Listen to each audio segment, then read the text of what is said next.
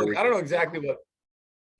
know exactly what being ready to go looks like, but uh, I am totally ready to go wherever we need to go.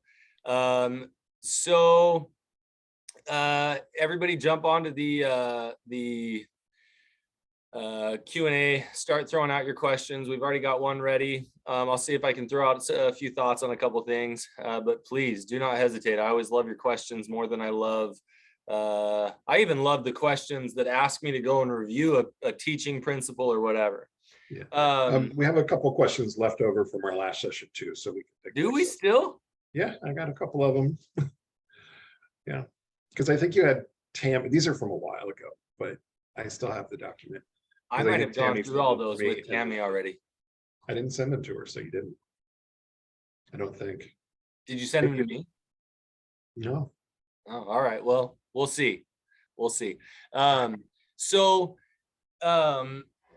there is there is a really interesting thing that happens in relationships where, because we both have our own hurts and pains and wounds, we all come into every relationship, and I mean every relationship.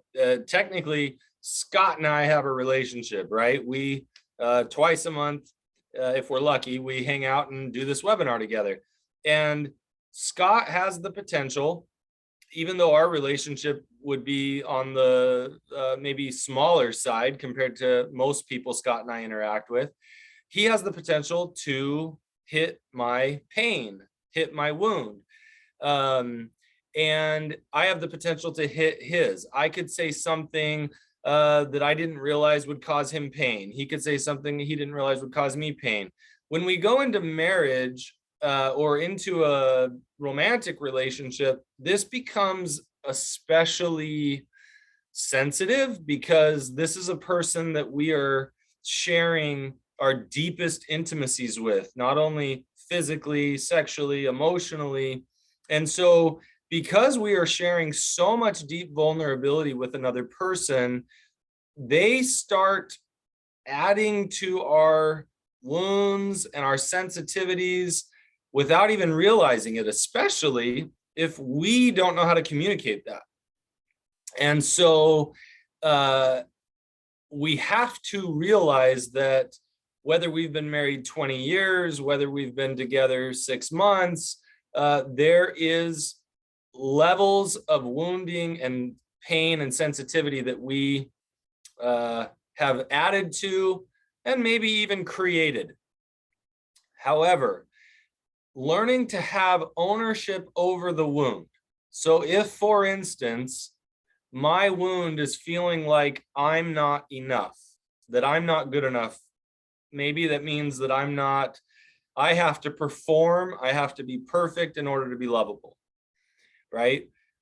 Every action that you and I have together, I might be passing through that wound without even realizing that if I do something nice for you, did you respond in a way that helps me to know that I'm good enough, that I'm lovable enough, right? Well, if you're not even aware that, and which most of us aren't, if you're not even aware that that's my wound, then I'm adding to this wound over time without even realizing. And you might say, well, that's not what I meant. And that's not what I was doing. And I wasn't trying to tell you that. And you might even directly try to compete with my wound by healing my wound by saying, oh, you're lovable and you're enough. And I'm, I would never feel that way about you. Not realizing that ultimately isn't going to heal my wound, because it's my wound. I have to figure out how to have healing from it. I can invite you into that space and we can work together.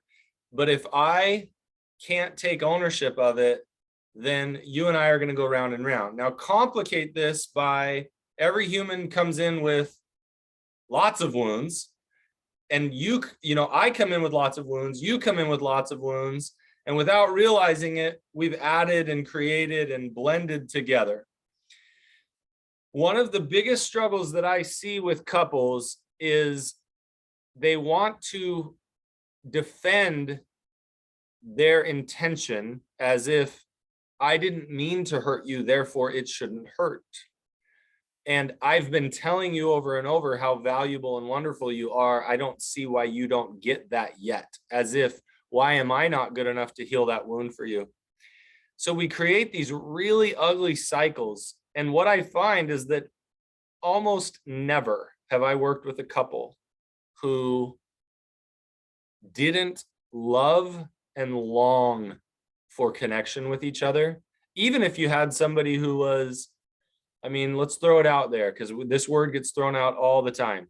Even if you have somebody who's a narcissist, they long to be loved. They long to feel desired and wanted. Now, they may have a disorder that prevents that from being quenched, right? But they still have the desire to connect and to feel loved and be loved and to feel like their love is enough. But ultimately, trying to teach couples how to slow down enough to say, hey, my wound around not feeling good enough is being hit. Can we talk about whether you were trying to hit that wound or not? Right? My wound around not feeling wanted, not feeling desired is getting hit. Can we talk about that wound getting hit right now and why it might be getting hit?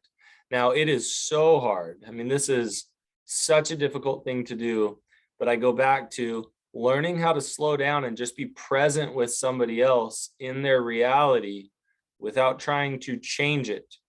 Let me tell you why you shouldn't feel that way. Let me tell you why my intention wasn't to hurt you, therefore you shouldn't be hurt. Very, very difficult process, but beautiful nonetheless. And so I think I'm just going to leave it there and see what happens. Scott, what do you got?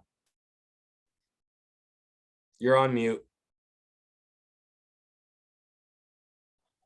Yeah, actually was scribbling down some questions.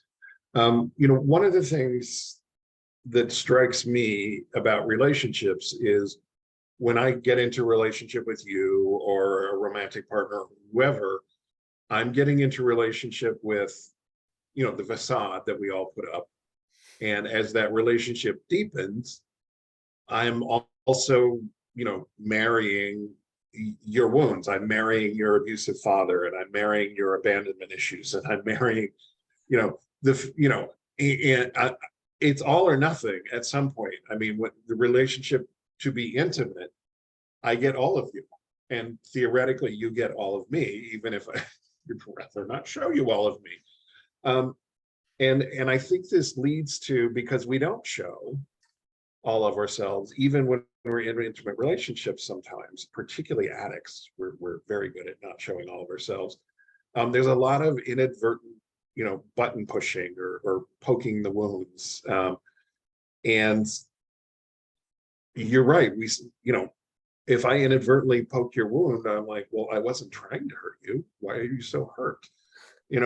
I mean, what's wrong with you? What's wrong with you? And the fact of the matter is, I didn't want to hurt you, but I did because somebody else hurt you a long time ago, and you're still walking around with that. And I'm either unaware or insensitive. Or I didn't mean to hurt you now, but years ago, what I've done for years did hurt you. And so now when I do this thing, it still hurts you, even though I didn't mean to. And even though I created a big wound for you over the however many years, right? Like it really befuddles people when they're like, but I don't understand. If my intention wasn't to hurt you, why do you feel that way? Yeah.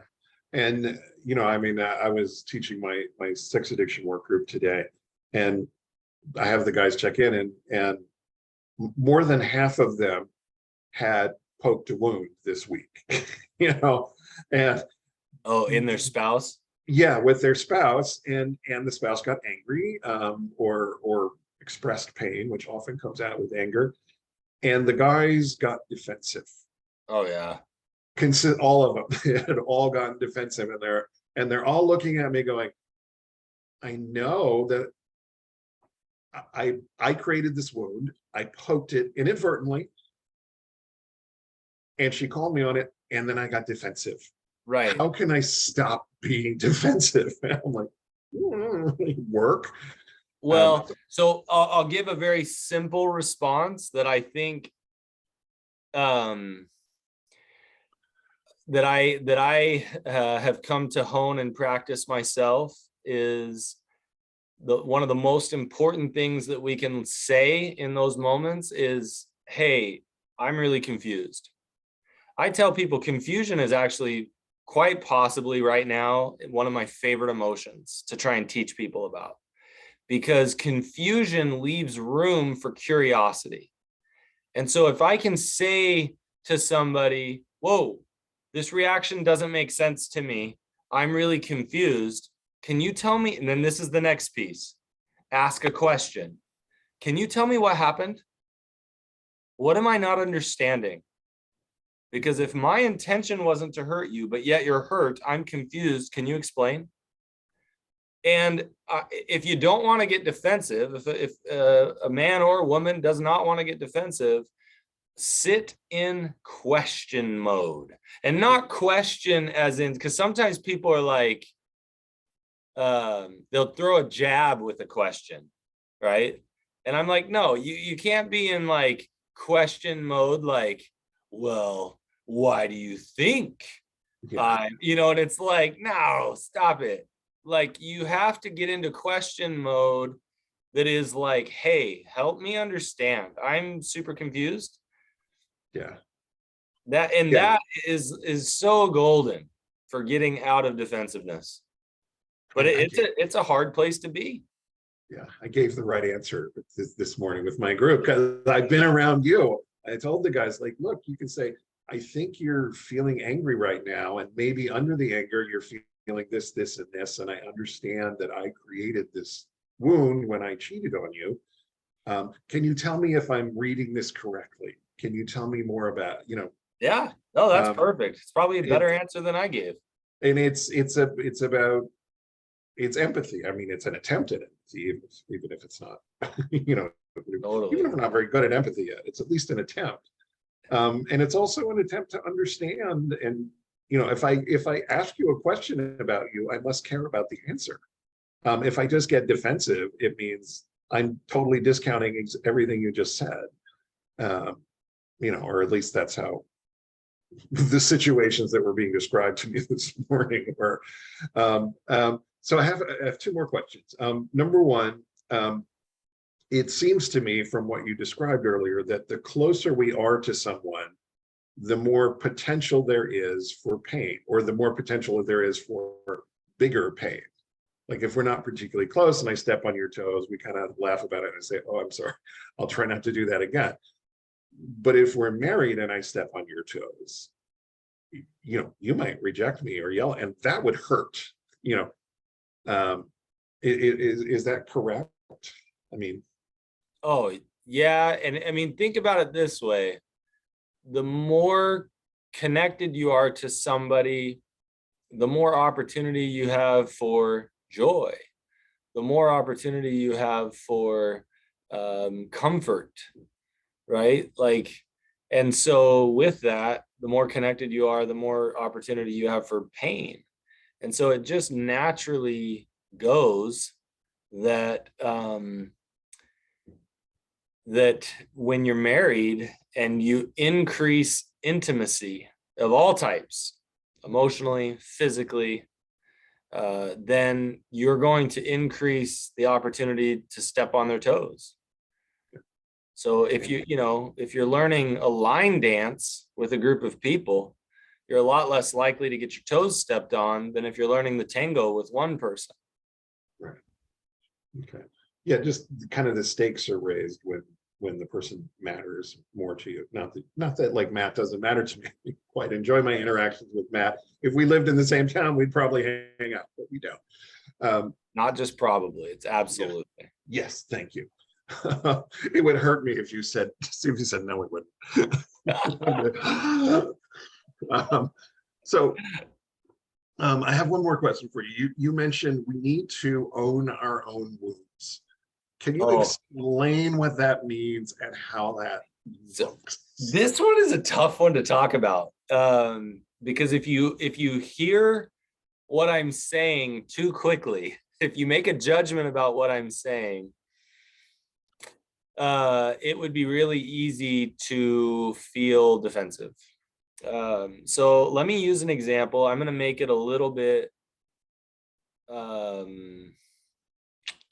Let's start. Let me give two examples. So let's say you have an individual who has struggled with sexual compulsivity, and they recognize that throughout my life I've struggled with a rejection wound, and I have used my behavior to try and heal my rejection wound.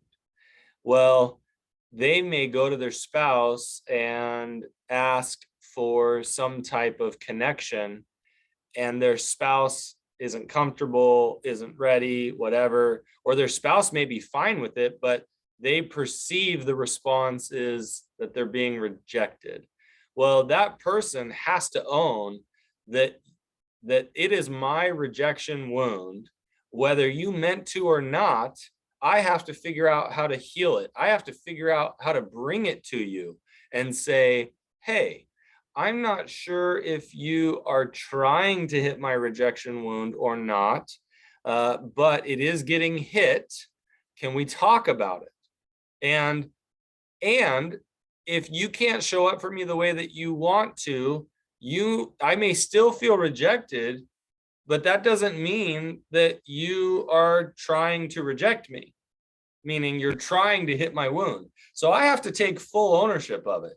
So the same example for a betrayed partner is that the betrayed partner might say, I feel betrayal right now, and you caused it. And it's like, I have to own, even as a betrayed partner, that wound is mine.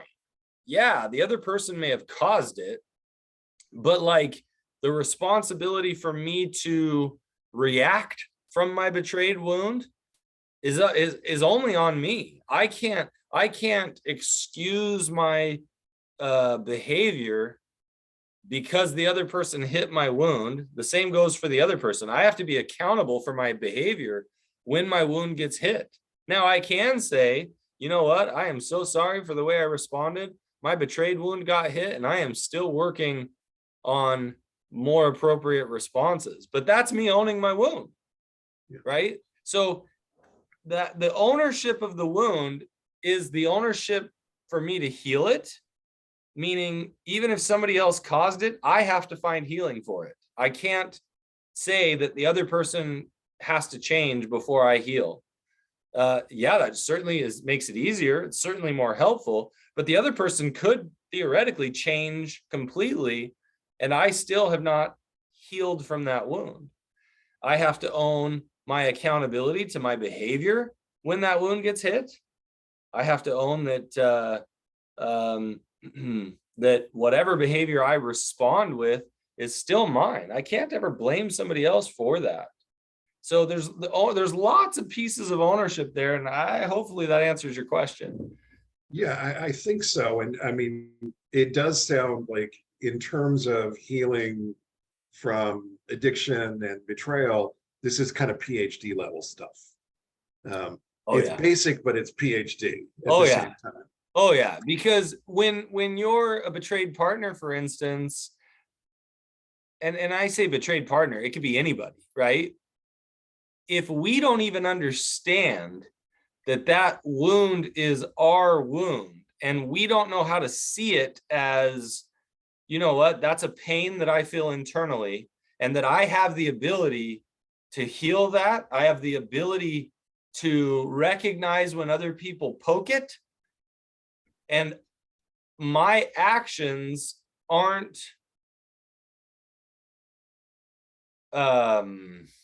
the word I want to use, my actions are still manageable and aren't a slave to the wound, right? Learning that is so hard because it feels so responsive. I'll give you an example personally. My wife said something to me recently about the healing process that I had to go through. And as I've said to people on here before, I think that, we've been married a couple decades now. But she said, I had to realize that you are allowed to be a wounded child, but I didn't have to be the nurturer or the healer of the wounded child. You had to find that healing. And I was like, yes. But the hard part was I didn't even get that for so long. If she hurt my inner child, it was like, you got to fix this. You just hurt me. How dare you do this? And I mean, there was an example from, so I, over the course of my life, had siblings who would do lots of, the whole house was awful. Our house was terrible. My siblings were trying to survive, but what they did was still inappropriate. I was the youngest, and they would get entertainment out of creating bullying situations, right? And so my wife and I, the weekend we get engaged, we were spending some time with family in a city where we could go skiing, and I went to use the restroom, if I remember right, my brother came up and he's like, oh, he loves jalapeno peppers and he loves lots of hot peppers, so put those on his sandwich. And so sure enough, those got on my sandwich. And I remember telling my wife, like, why did you do this? Like, why did you let him do this? And she's like, I didn't know. Even in that moment, I couldn't separate it. My future wife at the time, right? It was her fault. Like, she let this happen. She didn't take care. She didn't protect me. And I didn't realize even at the time how to let her know, like, hey, you have no way of knowing this, but this is like my whole life of my siblings doing practical jokes, right? Teasing. Yeah. And the truth is that there is some love in there from my siblings, but there was so much that didn't feel like love that to me felt like bullying and wound, right? Well, over time, I had to realize that there's no way for my wife at the my spouse, her at the time, to know that. And so I had to take ownership. Hey, just FYI, this is something that can trigger a wound in me.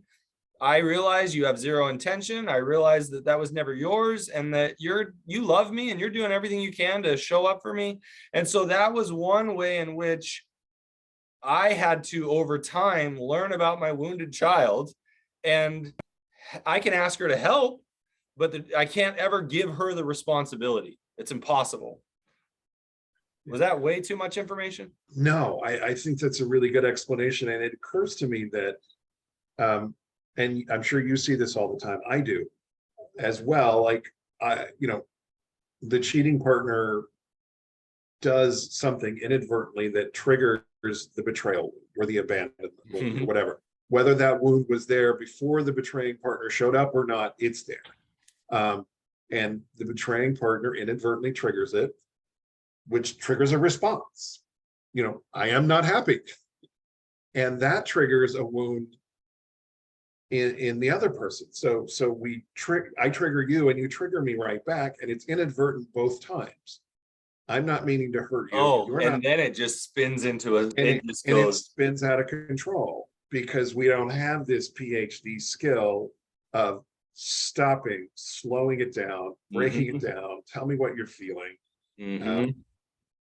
Yeah. And oh yeah. And so here's the hard part. I get on here and I can see it even in questions that people give me, and I can see their cycle, and I'm able to see it because I have so much experience with it, right? And so, but at the same time, and I may not have it exactly right, but at the same time, if I can put it out there and you guys can just start thinking about it and realizing that these interactions are happening, whether you know it or not, maybe you can start to get a glimpse of them.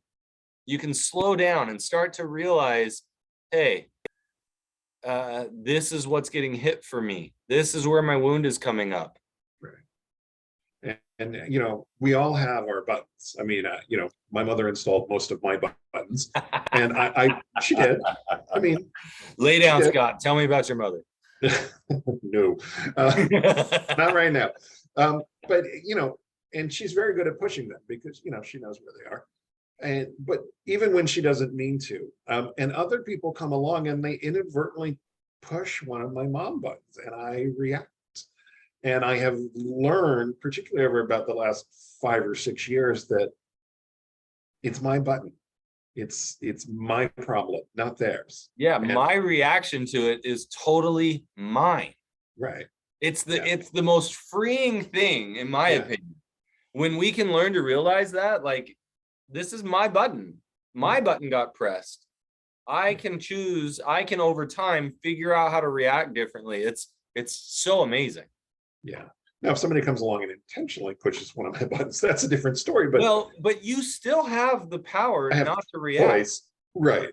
negatively, right? You can react positively. But I do get it. When somebody hits it intentionally, that's a whole nother whole nother button. Yeah. Okay, let's jump into the Q&A since I've bogarted half of our session with you.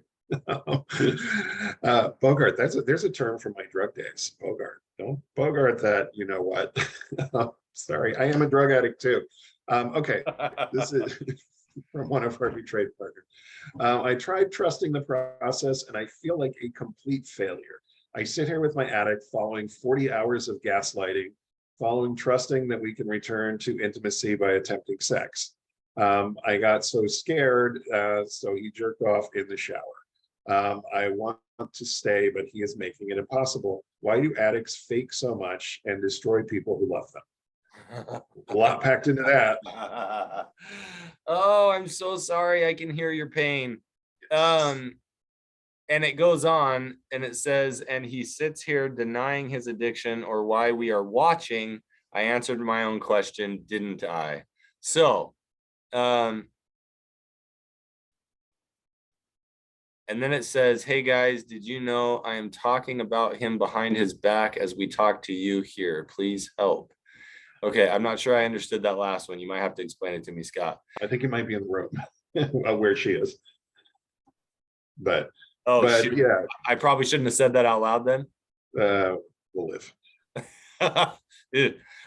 Okay, so let's slow this down. Yeah. It sounds to me like you were doing a really good thing by trying to be vulnerable in the relationship by attempting to have sex. What came up for you was a wound, and you got scared. It sounds like because you got scared and backed out of having sex, he then went and jerked off in the shower. And if that is correct, he's probably saying he wouldn't have had to do it if you were willing to go have sex with him. And so it sounds like he might be going into a victim space and not taking accountability for his rejection wound getting hit just now. Right. And so this plays into exactly what we were talking about, that why, okay, so to answer your question, why do addicts fake so much? I don't know if I understand the fake comment and destroy people who love them. I mean, I would honestly say that somebody who's struggling with an addiction has learned how to cover up all of those wounds and buttons and not take accountability for them. And so it's really tough because when you have somebody who's working through recovery, we're like peeling off the layers of like all the cover up, all the addiction. Okay, let's teach you how to not behave this way anymore. And then when we teach you how to not behave this way anymore, we need to start showing you all the wounds as to why you behaved this way in the first place. And so by nature, people who struggle with addiction, dare I say it this way, don't even understand what accountability is. They are so often perpetually in a victim state that they don't even know that it's a victim state. Now, I'm not giving them an out. I'm not giving them an excuse. Like, they need to change their behavior and learn how to be healthy individuals. But why do they fake so much? Because that's how they learn to survive. Why do they destroy and hurt people who love them?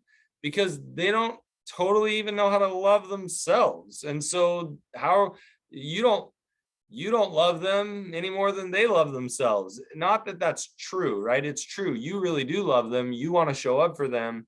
But what's happening is that they often think that other people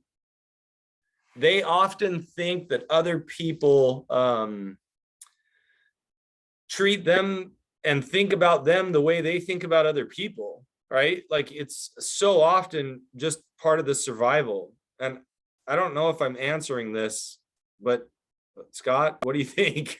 Well, yeah, I mean, addiction is an active attempt to avoid reality. Reality is not comfortable for me, so I'm going to avoid it. I don't like having my pain buttons pushed, so I'm always going to run away, and run away means in my addiction. I mean, that's why we fake so much. We put up the facade.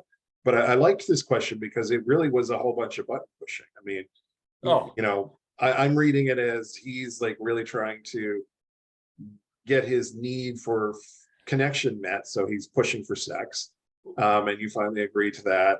And well, is that why sex happened in this situation? It doesn't say that. This is just the story I'm making up. Oh, okay. So I'm making up that he's got a button pushed, which is why he's pushing for sex, and then thinks he's going to get it, but then that's too scary for the betrayed partner. Right. It pushes that button, and then she pushes the I can't do it button, which pushes his rejection button. And then he goes and masturbates in the shower, which pushes her rejection button. Oh yeah, and then he maybe, pushing. Again, maybe he blames her or lies or Right. yeah, or whatever. That, yeah, we just keep pushing. Mhm. And I did want to address the first sentence. I tried trusting the process. I feel like a complete failure. Oh yeah. Yeah, I mean, just because recovery isn't working the way you would like it to at this particular moment doesn't mean that you or it or even your cheating partner are failing. Yeah, part of me says, you're on here asking questions, you are still trusting the process. I hear that as somebody just saying, oh my gosh, is this cycle ever going to end? Are we ever going to be able to connect? I mean, I don't see you as being a failure at all. I actually see you as somebody who's continually trying to figure out how to connect. I think a question might be, you might ask him again. I don't know where he's at or how he can respond, but you might say, look, did you see that as me being vulnerable, or did you see me just trying to get my needs met? Right? He might just see you initiating intimacy or attempting sexual intimacy as like you being selfish for your own needs. Right. But I see it as there is so much vulnerability there, which is why you're so hurt. Yeah. I actually look at it and go, that's a beautiful attempt. And I feel sad that it wasn't seen that way. Yeah, if love isn't there, it doesn't hurt as much. So I always tell guys, if she's still yelling at you, oh yeah, then she cares. That's a good sign. She still cares. She's still yelling at you. That's good. That's not licensed to go yell at your cheating partner, but read it as what it is, which is I still care. Okay, let's go to the next question. What would this look like for someone with an intimacy disorder, i.e. an addiction usually, who is used to escaping instead of noticing a wound is being triggered? How would he become aware that this is happening and talk with his partner about it? This is the $1 million question here. Oh my gosh, right?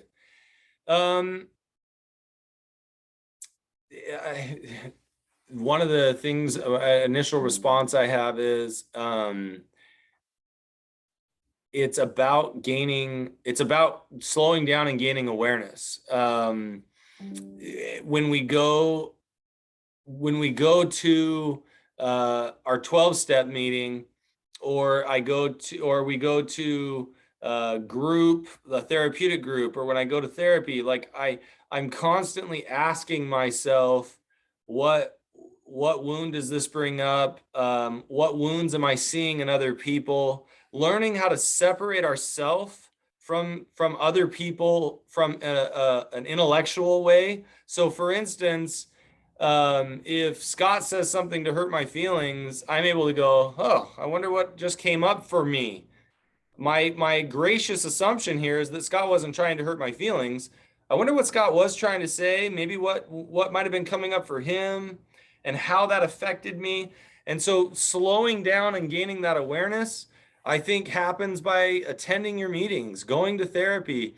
Troy Love's book called Finding Peace is an excellent resource for understanding attachment wounds and where our wounds came from. Using meditation on a daily basis to try and get in tune with our body. I literally, for some of my wounds, they are specific spots in my body that will literally like, bah. And so it's really about gaining awareness, but that takes so much time and it takes effort. It's reading books, it's watching webinars, it's going to 12-step, it's doing all of these things. It's trusting the process, and that slowly over time, we gain more and more awareness.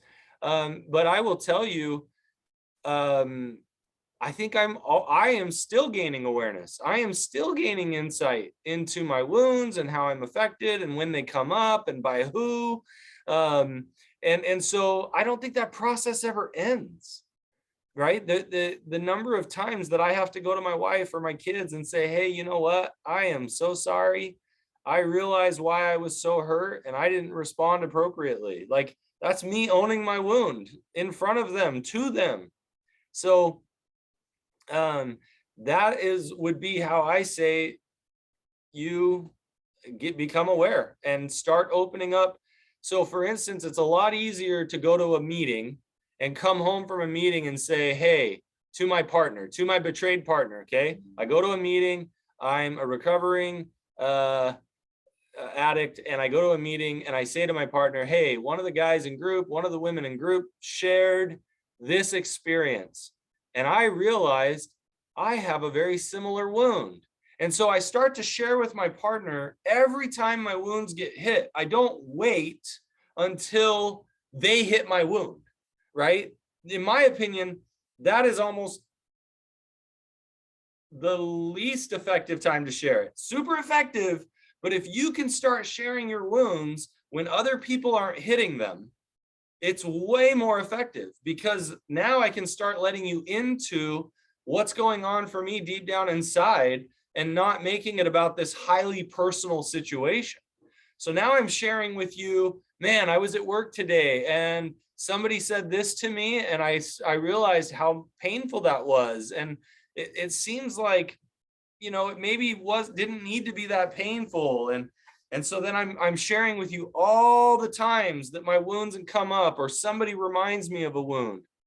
Yeah. That way it's not just in these highly escalated moments. I'm so glad you brought that up, because I was thinking I got to ask him about the power of the group setting. And it's for this very reason. I learn much more about my wounds when you talk about your wounds than I do from when I talk about my wounds, because I'm so triggered when I talk about my wounds. Okay, so I'm going to throw this out. A couple of years ago, I realized how, this is going to sound conceited and arrogant, and I don't mean it this way, but I realized how amazing I was at helping people see their wounds in the moment, especially during couples therapy.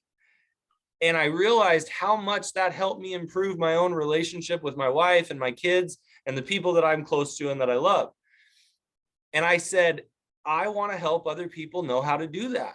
And so I started a group like 2.5 months before COVID hit, of couples coming into a group and talking about how their wounds get hit and learning to work through them together. COVID hit, the group fell apart just because it was COVID, right?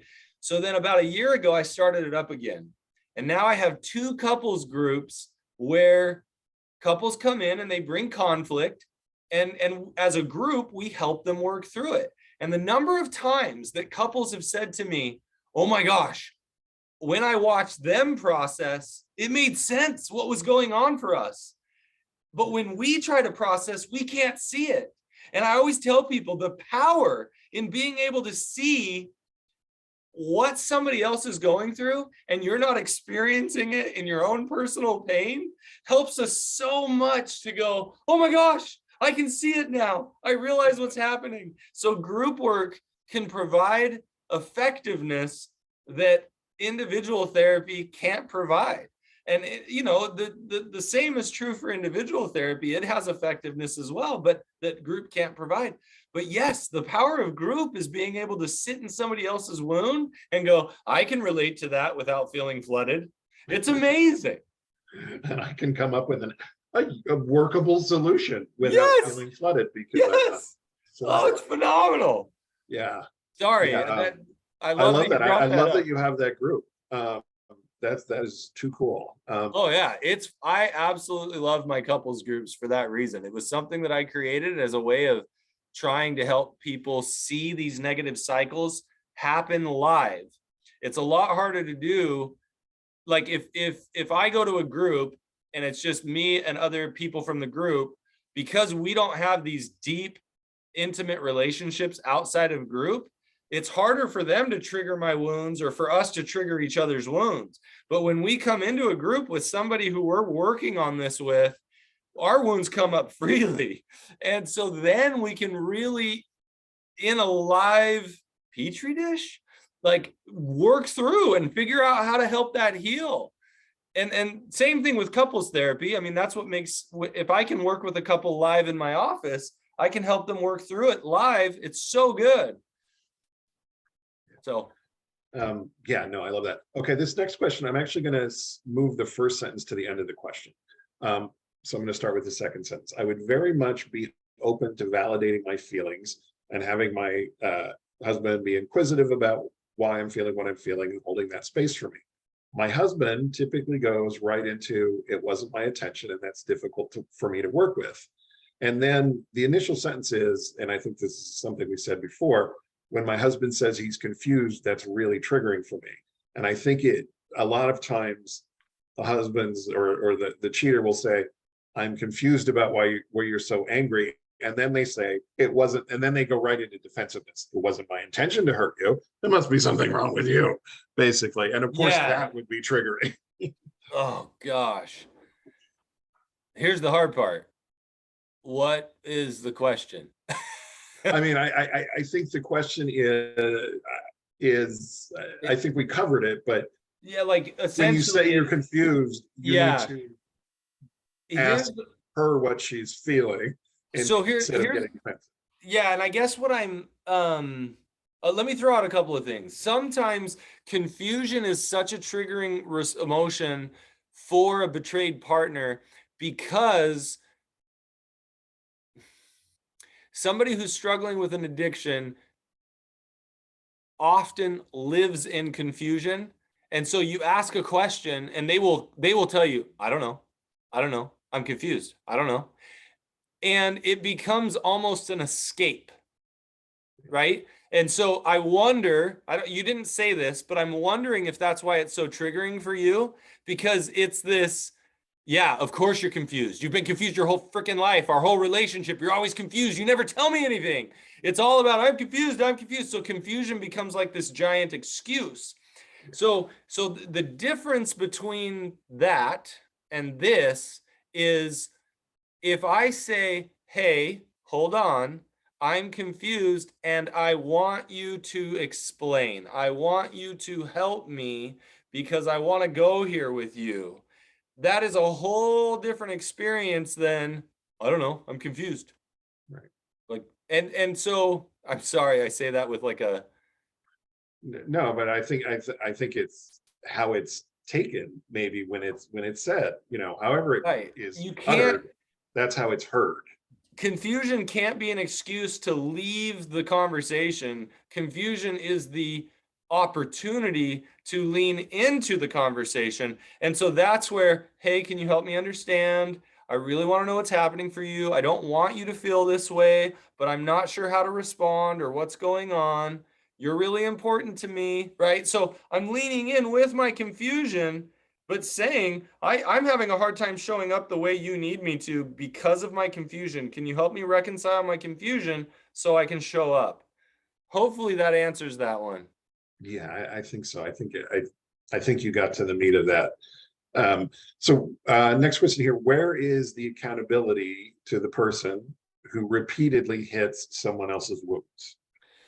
That's a good question, because it's not to say, so one of the other mistakes that I see a lot in early recovery, especially, is that, and I have a therapist in my office who's a phenomenal therapist, and he will try and teach, hey, uh, that's her side of the road.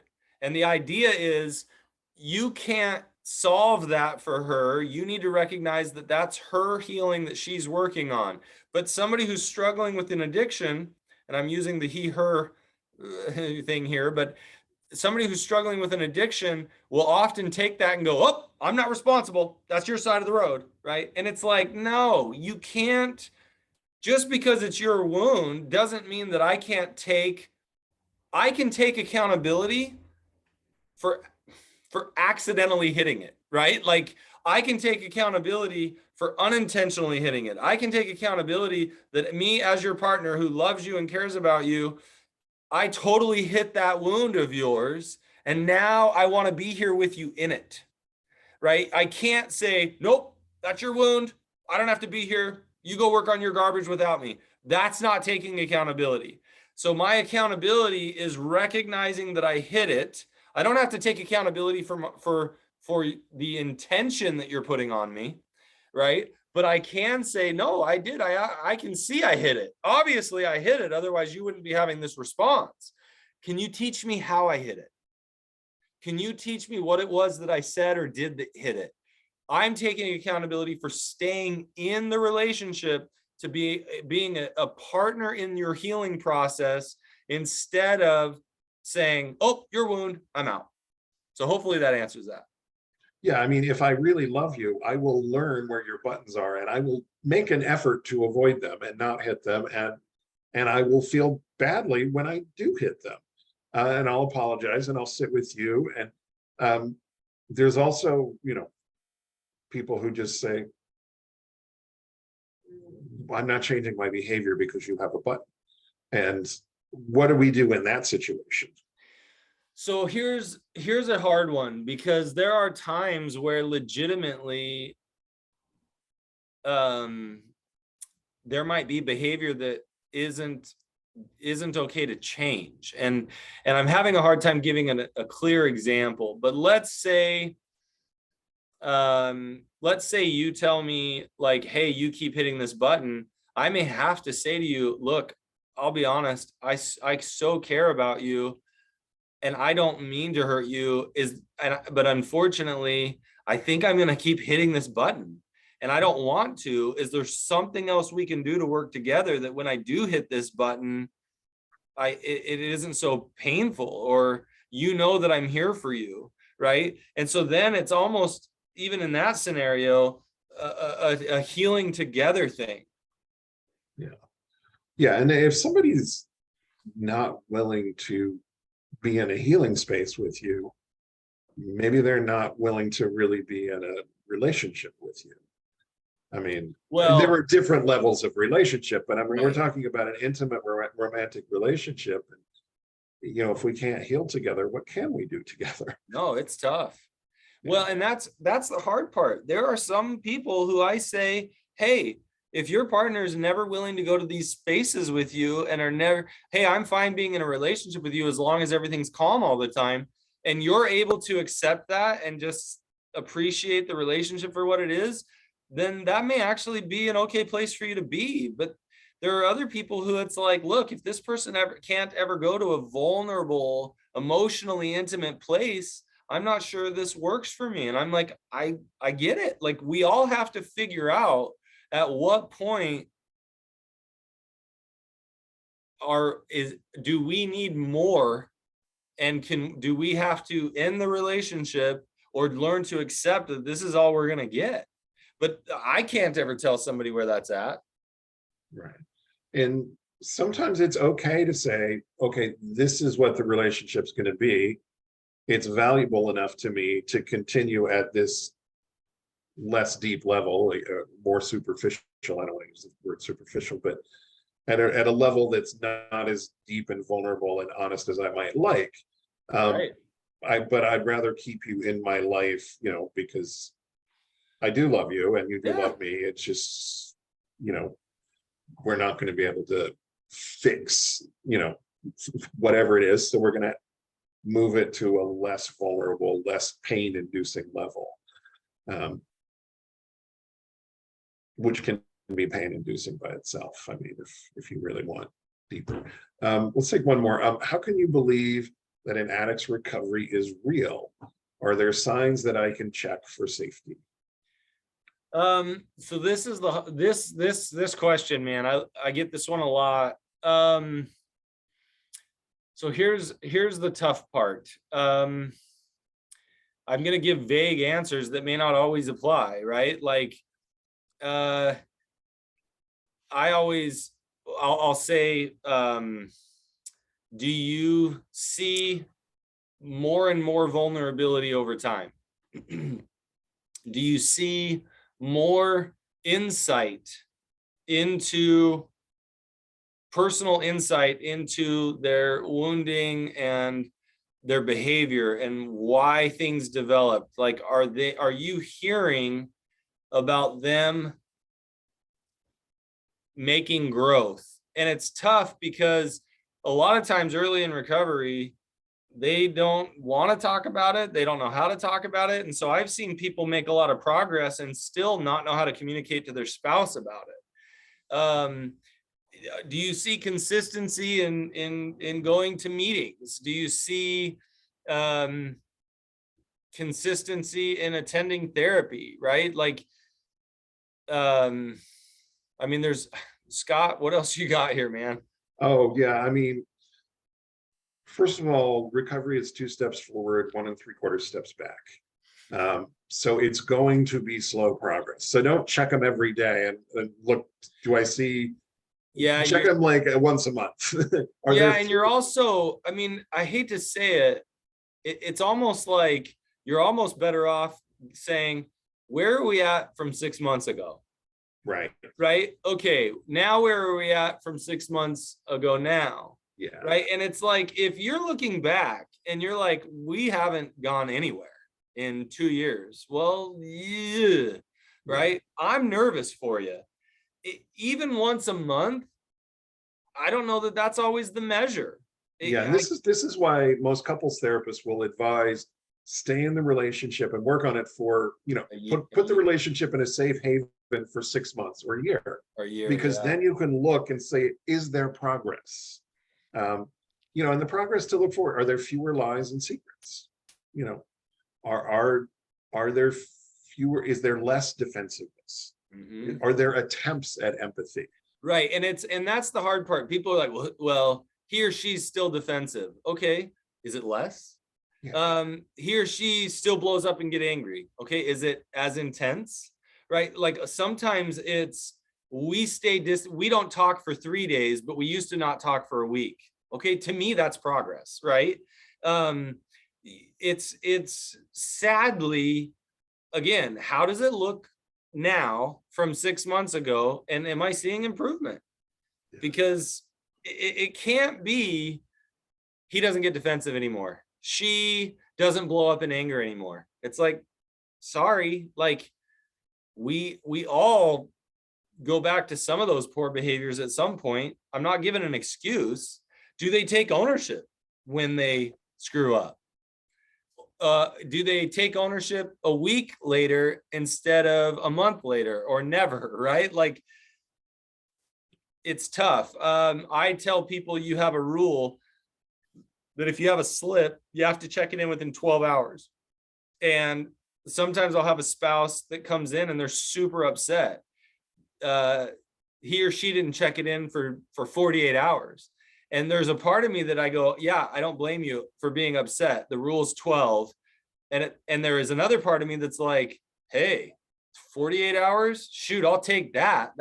They're finally starting to tell you instead of you having to catch them. So it's that, okay, I'll take that as progress. Let's see if we can keep it going at least 48 hours. I don't say that out loud, but I'm looking for those things because I want to know, how do I know clients are progressing?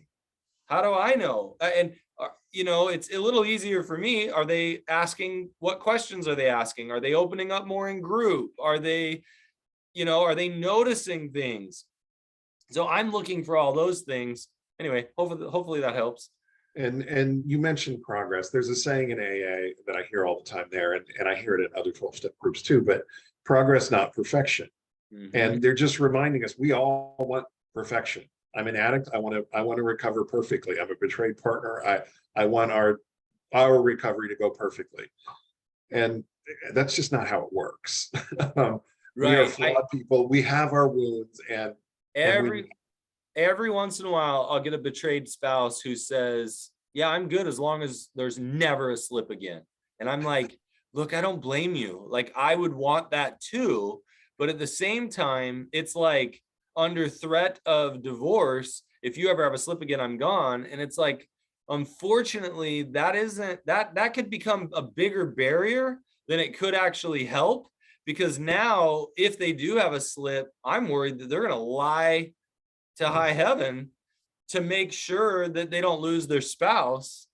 But at the same time, I totally get why a betrayed partner would want that. Yeah. Unfortunately, this is that push and pull. Yeah. Thank you, Matt. Great topic today. Really cool topic. Thank you, everybody, for great questions. Thank you for being here. We will be back in 2 weeks. I think you're going to have Tammy with That's you. what I think. She told me that. Yes, yeah, and I'll be with Debbie McCrae next week. Sounds good. So yeah, we have travel schedules that we're working around. So thank you, everybody, for being here. We'll see you soon. Be well. Matt, thank you again for your time and expertise. Hey, good job being vulnerable, everybody. I love seeing you on here. Thank you. Good night, all.